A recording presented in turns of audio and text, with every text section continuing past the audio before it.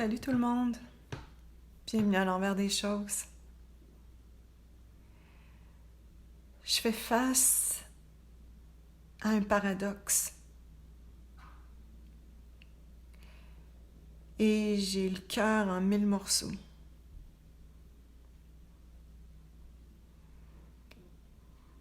Et je sais pas quoi faire avec ça.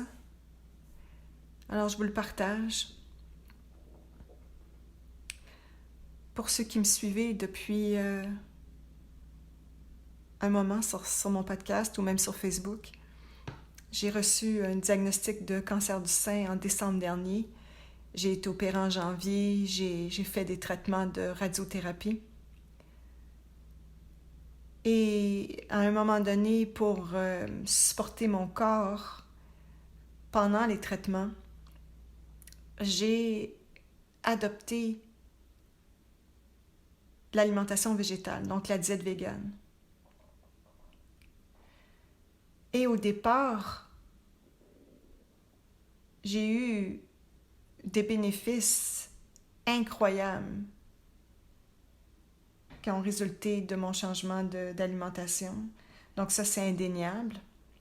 Même si depuis, je fais quand même face à certains défis, entre autres la fatigue est toujours présente. Et c'est quand même aussi un défi d'apprendre à bien m'alimenter de la façon la plus optimale possible pour éviter des carences alimentaires. Mais tout ça, c'est possible.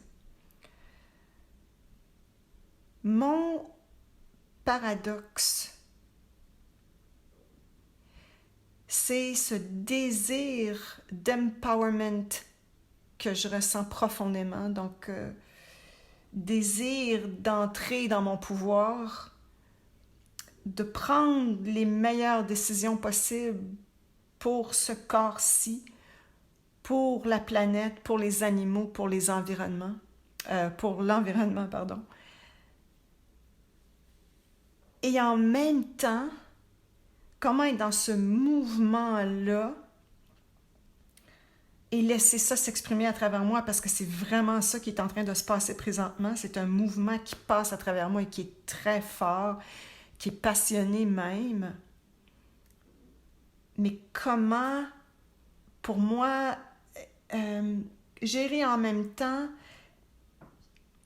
le personnage de Catherine qui ressent de la peur et qui veut du pouvoir. Donc, pour ceux qui, comme moi, avons, par exemple, pratiqué The Work depuis de nombreuses années, ou pour ceux d'entre nous qui sommes dans un chemin spirituel, peu importe le type de non-dualité, bouddhiste, whatever, on a beaucoup appris à aimer ce qui est. Et des fois, on peut se méprendre sur ce que ça veut dire aimer ce qui est, parce qu'on a souvent l'impression que aimer ce qui est, ça veut dire apprendre à aimer ce qui est là, puis que tant qu'on est dans ce mouvement-là, on n'est pas dans un autre mouvement qui est davantage, qui en est un davantage d'entrer dans son pouvoir et d'amener des changements, de faire ce qu'il faut. De devenir un peu, par exemple, un activiste. On dirait qu'il y a je cherche le terme, contradiction entre les deux, entre aimer ce qui est, et c'est-à-dire ne pas être en résistance avec ce qui est, et amener de l'avant des changements qui sont beaucoup plus dans le ressenti, qui viennent avec le fait de sentir toujours plus profondément. Et c'est là mon paradoxe. Parce que il y a certainement une part de moi qui dit, est-ce que je suis en train d'essayer de convaincre les autres de ma théorie? Ou est-ce que, au contraire, mon désir de parler davantage de l'alimentation végétale, par exemple, en est un qui est non pas... qui provient pas d'être en résistance avec ce qui est, mais qui au contraire vient d'une place d'être dans mon pouvoir, de sentir profondément et finalement de ramener une espèce d'équilibre entre le principe masculin de vision, focus, action et le fait de ressentir profondément, d'avoir de l'empathie, de sentir l'impact de nos faits et gestes profondément à l'intérieur de soi, puis de voir tout ce qui m'entoure comme faisant partie de moi, donc n'étant pas séparé de moi. Donc c'est de plus en plus ce que moi je vis. Et donc je me pose la question, est-ce que... je me pose la question, alors, est-ce qu'on peut nourrir 8 milliards de personnes avec l'alimentation qui court présentement en Occident, donc composée, pour plusieurs d'entre nous, d'une grosse part de produits animaux?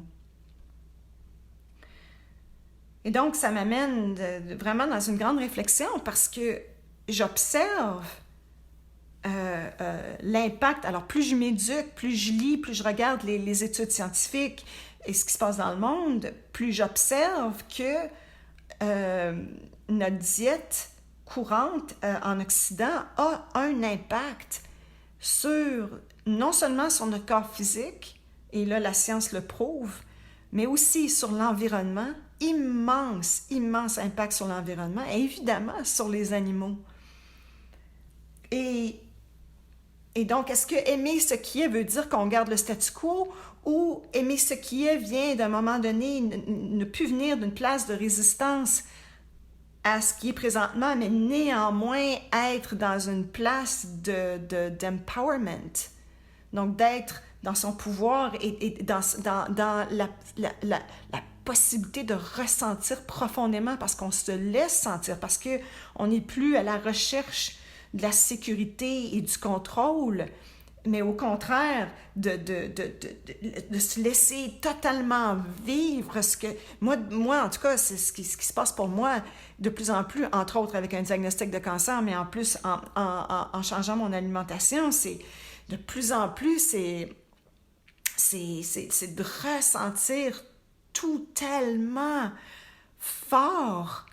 Puis c'est pas évident, c'est confrontant de ressentir ce que je ressens, puis en même temps, c'est comme, mais oui, c'est ça, puis je peux pas l'éviter, puis je peux pas le fuir, puis je peux pas le combattre, puis parce que tant que j'essaye de faire ça, je me rends malade.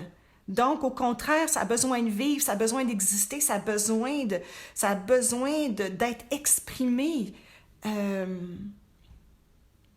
Alors,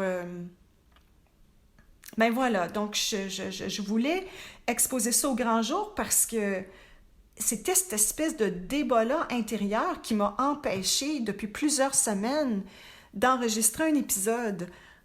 Parce que j'avais l'impression que pour vous parler de ce qui était tellement important pour moi ces dernières semaines, donc d'alimentation végétale, qu'il fallait que je sois moi-même déjà l'incarnation de la santé parfaite et que j'étais en quelque sorte un imposteur de vous parler de l'alimentation végétale ou de l'impact sur l'humain, les animaux, l'environnement, si moi, j'étais pas déjà totalement une preuve vivante que ça marche. Parce que oui, j'ai encore de la fatigue, puis oui, j'ai encore des moments où ma digestion est encore difficile. Mais ça demeure encore vrai pour moi et l'alimentation végétale et ça demeure encore quelque chose dont j'ai envie de parler avec ouverture, avec respect, avec amour, mais fermeté aussi parce qu'il y a une partie de nous qui ne veut pas sentir la détresse d'un changement à nos habitudes, à notre style de vie, une partie qui ne veut pas aller là. Donc, je pense que ça exige vraiment une honnêteté radicale, d'abord avec soi-même. Et ça, c'est pas évident. Donc, voilà ce que j'avais envie de vous partager. Merci d'être là. Merci de m'écouter. Merci de considérer ce que je suis en train d'essayer de dire. Et je veux vous dire que ça ne m'empêche pas pour autant d'avoir de la compassion pour l'humain puis pour ce qu'on est en train de traverser. Parce que non, c'est pas facile. Non, ce n'est pas facile, je le sais. Puis c'est pas facile pour moi, puis c'est pas de plus en plus facile non plus, puis j'ai pas l'impression que on s'en va vers le facile anyway. Parce que l'humanité fait face à des grands défis. Puis c'est pas, pour moi en tout cas, la question c'est pas de s'asseoir en haut d'une montagne puis de prétendre trouver la paix puis que that's it, que c'est fini, qu'on est assis en haut de la montagne puis qu'on voit tout le reste se dérouler puis qu'on fait rien. Pour moi, c'est pas ça que être en paix. Être en paix, donc c'est pouvoir être en paix puis en même temps suivre le mouvement qui est le plus vrai à l'intérieur de soi, même si c'est inconfortable. Alors voilà, merci. Merci encore d'être là. Je vous embrasse. À bientôt.